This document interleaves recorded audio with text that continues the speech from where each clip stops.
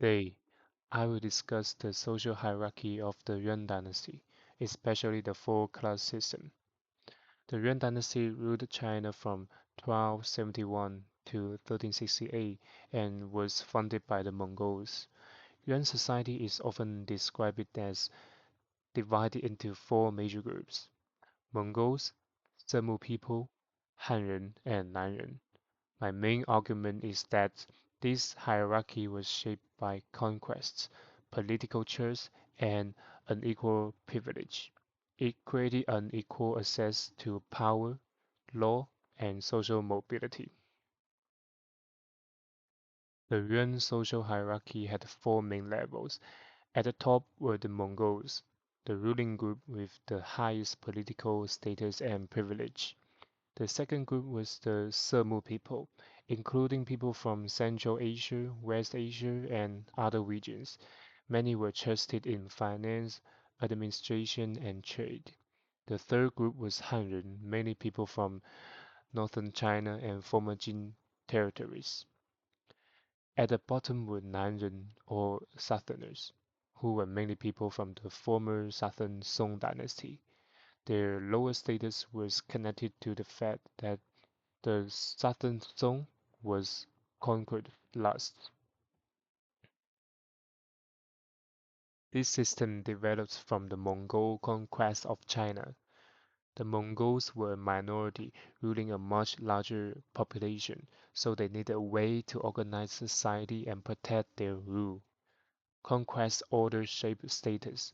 Groups that surrendered earlier or were seen as more reliable were placed higher. Groups conquered later were placed lower. This is why Nanren, the former southern Song people, were placed at the bottom. Therefore, the four-class system was not only ethnic, it was also political. It ranked people by conquests, loyalty, and political trusts. The four-class system affected individuals, communities, and Yuan society as a whole. For individuals, group identity could influence access to government position, legal privilege, and social mobility. Mongols and Semu people were often closer to political power, while Han and Nan faced more restrictions.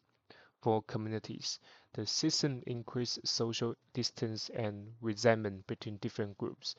Lower status groups could feel excluded from power and privilege. However, it is important not to oversimplify the system. It was not a fully rigid caste system. Some Chinese family could still be wealthy or influential, and not every Mongol person was powerful.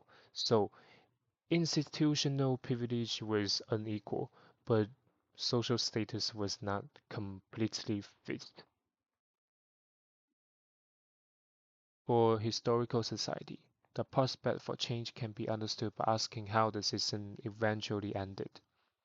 In the Yuan dynasty, peaceful reform was limited because the hierarchy supported Mongol rule.